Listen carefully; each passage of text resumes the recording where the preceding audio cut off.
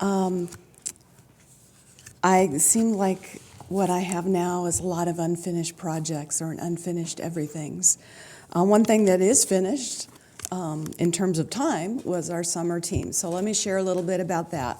One of my unfinished projects is the pictures, so maybe next time I'll have those together.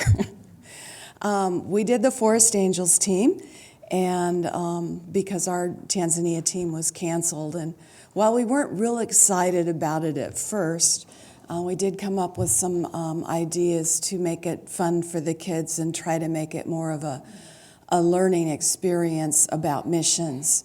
And so our emphasis switched from the little bikes, which some of our kids couldn't even fit on, they were so little. Couldn't hold them up, and they were afraid of them. But anyway, we wanted to emphasize local ministries and some around the world stuff. And so that's what we did. We had a project. We built picnic tables and or put picnic tables together rather than, and then we actually were able to deliver them out to Joy RV Park and set them in some of the lots that did not have picnic tables. And so that was a lot of fun for the kids to see where their work was going. And there weren't too many people in the park at that time, but we did get to do a little presentation for the few that were there, the residents that were there. And we also did another little work project, moving a stack of the metal roofing pieces that needed to be moved back to another place so they could get that corner cleared and more look nicer and actually mow it. And so we were able to be a big help to them, and I know Paula has expressed her thanks many times.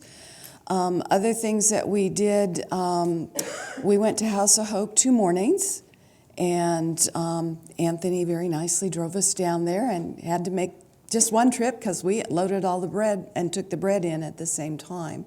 And so our kids got to do different jobs there and help people go through the line or handing out food.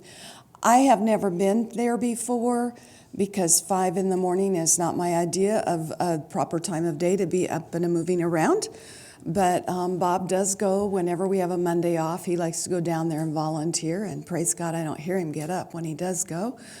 But at any rate, we had a grab-and-go breakfast. We ate on the bus going down, and the kids got put to work. And we did it 2 different Mondays, and the kids really enjoyed doing it, and the volunteers that work there enjoyed having our kids. In fact, there was some sadness, you mean you're not coming back? And no, I won't see you again, and that kind of thing.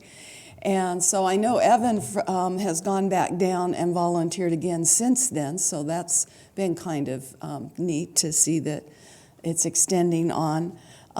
It was kind of fun to look at. We had our kids who were little, by the way. This was the smallest team we'd ever done, 10 kids.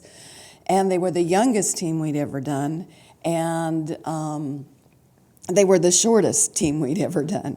And so they would be carrying these banana boxes full of food, and they would be the mules, I think is what they call them, and help these people take their boxes of food out to whatever their transportation was. And I think sometimes some of those boxes weighed almost as much as the kids. That's what it kind of looked like. But anyway, it was a good experience for them, and they enjoyed it, and the people there enjoyed it, and I like to think that we made a difference on the days that we were there.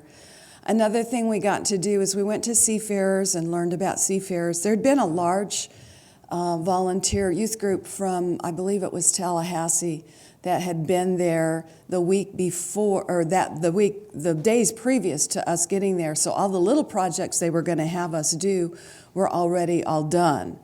And so the kids did a couple of presentations. We did puppet songs, and they sang something. They had chapels, and pretty much our kids were the only kids in the chapel service thing. There wasn't a lot of people there at the time we were there because there was only one ship in port, one cruise ship in port.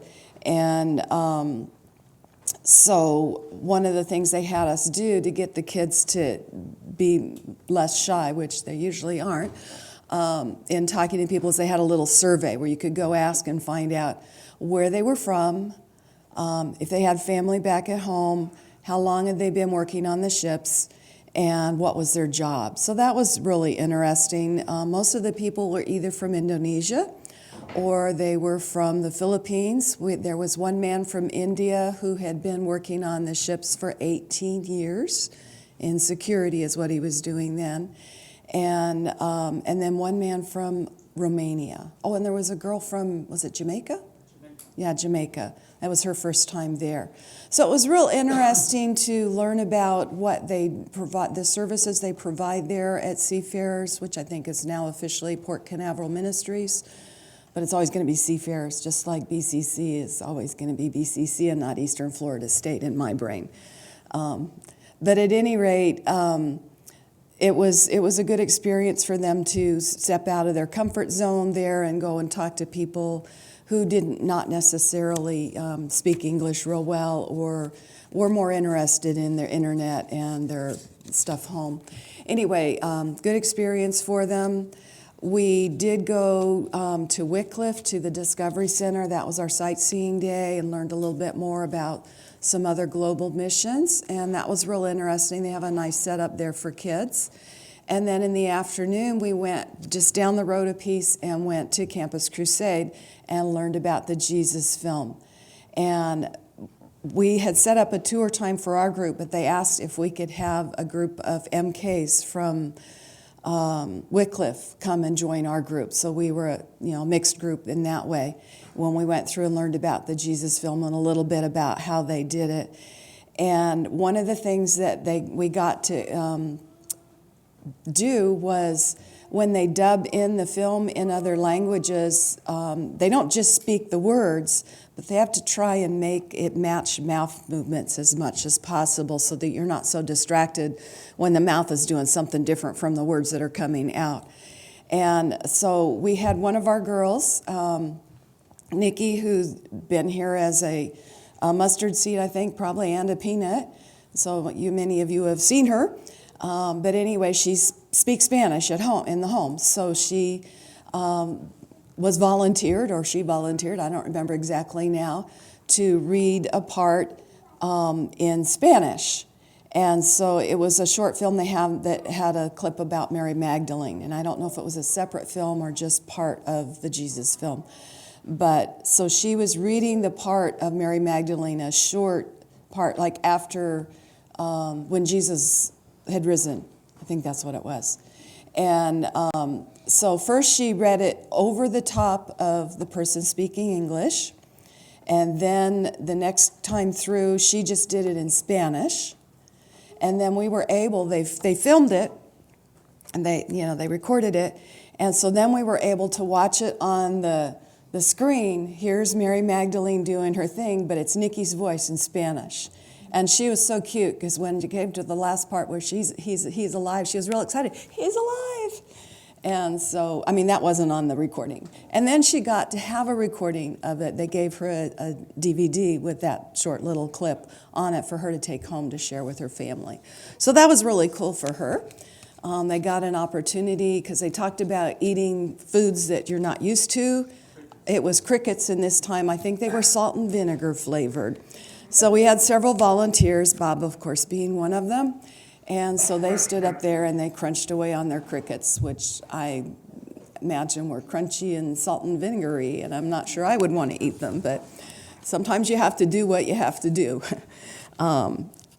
Not to that degree, but I remember when we went to Hope School back in '95, being in the kitchen, one of the board members would always come in for coffee and that kind of thing, and a snack and visit with the cooks. And they always offered me coffee. I'm not a coffee drinker. I don't particularly like this stuff, but they always gave me coffee, which I always accepted, and I always drank a little bit of. I asked the board member a little bit, a couple of weeks into it, and I said, if I had turned that down, would that have been a bad thing? And he said, oh yeah, that would have been very bad. You don't do that. So I was very thankful that I was wise enough to do that. And then my assistant leader, who loved coffee but never got it offered to her, I always shared with her. And she got to enjoy it. But anyway, that's way off subject. So it was a good summer. It was challenging in that being here all summer long in the heat. Bob brought a thermometer into that little pizza kitchen so I would know exactly how hot I was.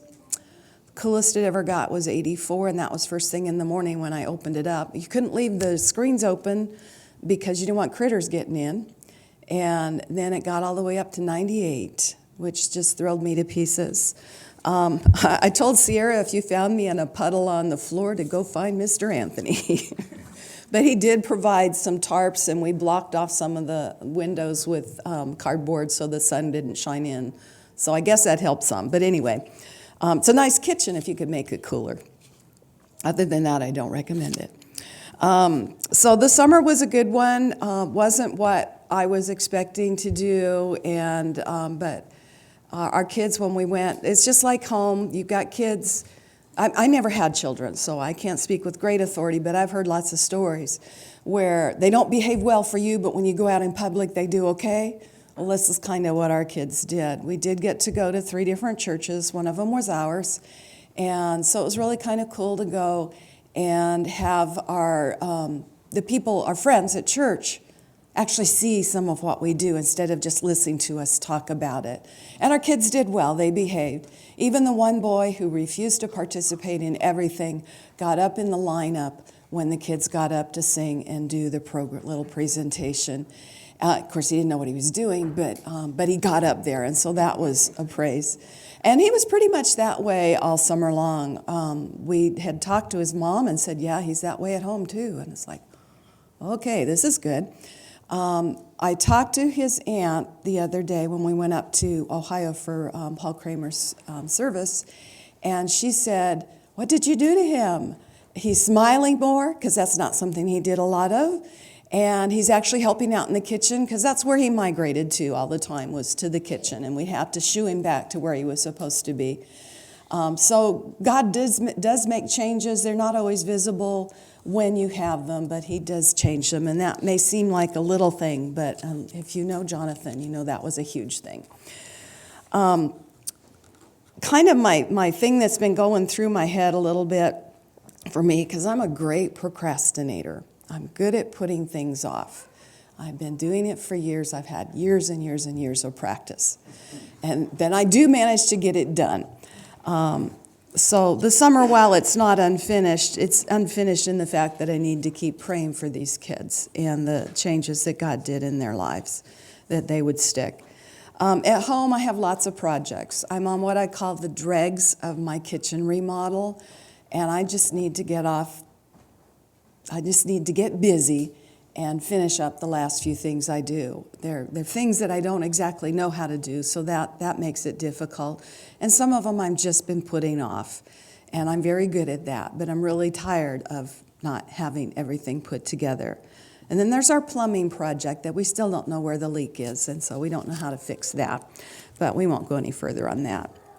At work, I've had, y'all know that my job here has changed dramatically. Moving back down to finance, while I have 20 years of experience, 20 plus years of experience in finance, I've not been down there for the last 3 years. And there's a lot that I know about, but there's also a lot of little details that I don't know. And so it's been very challenging. I'm very thankful for my department, for Anna and for Katie. They put up with me and they helped me. And Linda's been coming in to help me. Linda and I have been friends for 28 years, because that's how long I've been here. And so she is willing to come and help me understand and pick up on all those details. And everybody here has been pretty patient with me so far. So thank you. Every time I get into another little facet, I realize there's layers that I don't know about or that I had forgotten about. And so, just if you think about it, pray for me, because there's just an awful lot that I need to learn and to understand and to get faster at. What was real timely is I have a little devotional book that I read at night sometimes, and I happened to read this one actually on my brother's birthday. Not that anybody cares about that, but it's called Faint Not, and I want to share that. And the verses were out of Deuteronomy, and we've been studying Joshua in my Monday night Bible study, so this kind of connected with what the part of the Bible I'd been in already. Plus, I'm a little bit attached to the tabernacle and have been in that part of the Bible a lot. But it's Deuteronomy chapter 20, verses 1, 3, and 4. It says, when you go forth to battle against your enemies and see horses and chariots and an army greater than your own, do not be afraid of them, for the Lord your God, who brought you out of the land of Egypt, is with you. Let not your minds and hearts, let not your hearts faint, but the author added in minds, faint. Fear not and do not tremble or be terrified and in dread. Because of them, for the Lord your God is he who goes with you to fight for you against your enemies to save you. Well, I may not have enemies exactly, unless you call it all the numbers I have to deal with, but I have a lot of battles that I need to fight. They're not battles, they're challenges that I need to get through, I need to learn about. And so what really jumped out at me was the end. But I'm going to read the first part of the paragraph first. It said, what happens when your heart faints? It just gives up. In your heart you say, I can't do this. It's just too hard. And I've thought about that a few times. If that describes you, you know that you don't have to stay that way. The power of God is available to you to break that faint-hearted spirit off your life. And instead of thinking and saying, it's too hard, say, I can do whatever I need to do because God is with me. And we made that on a sign and put it on the back wall in our big wall in the back part of the big finance room, because I need reminders of that. I can do whatever I need to do because God is with me. And I am extremely thankful for that. Thank you.